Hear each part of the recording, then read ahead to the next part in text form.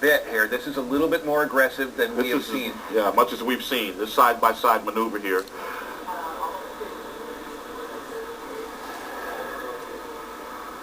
And they seem to be slowing back down now. And that's also a maneuver we've seen throughout this chase, where the law enforcement will step up the tactics, see what might work, but then once again they maybe pull back and now create some distance between themselves and the fleeing truck.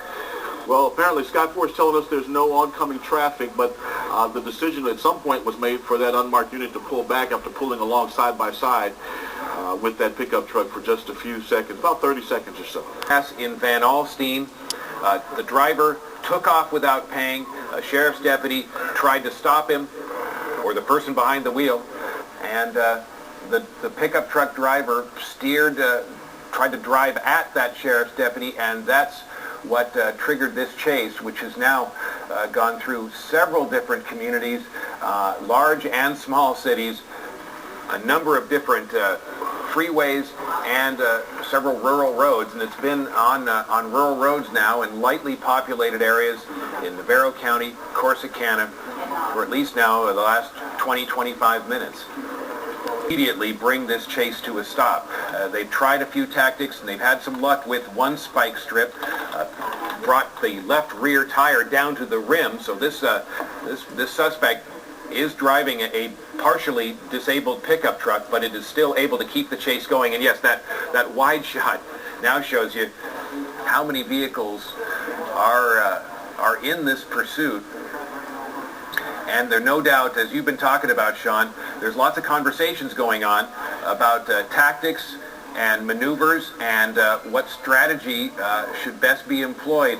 But you get the impression they're being very, very measured. They're willing to try a few things, pulling up alongside the driver, but they're not being entirely aggressive in trying to stop him. Right, not overly aggressive. They've tried a couple of times to spin him around, tried to do the pit maneuver on him. That did not work, and this is their best efforts. I mean, they're trying to do this safely, and always safety is top priority. Because we've certainly seen, yes, how these law enforcement pursuits can result in some very, very serious, sometimes tragic consequences, unintended consequences where innocent people can get hurt, and that's always in the mind of anybody in law enforcement who's trying to pursue a fleeing suspect. They obviously have a very good eye on this pickup truck.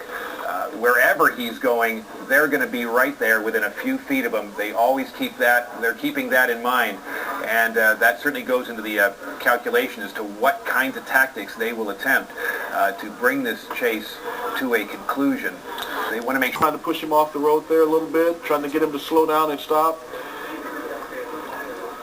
It's kind of a seesaw back and forth right now from lane to lane.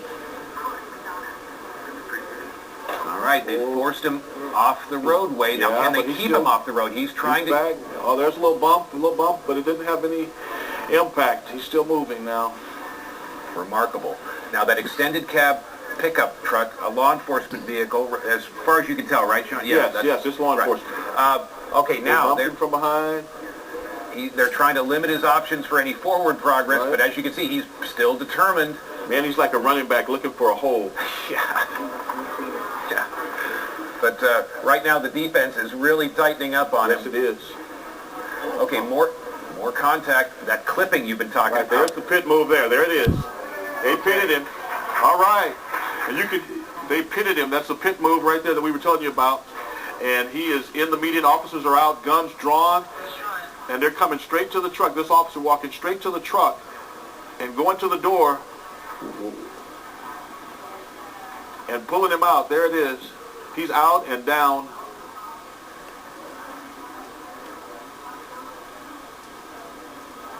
All right, and there you see him being taken into custody. That officer not really giving him any time to think about what was happening. He got out of his squad car, gun drawn, and began marching straight to the door of that pickup truck. And I'm sure he was yelling some commands at him. Open the door, don't think about it, get out now. And he did. And He did.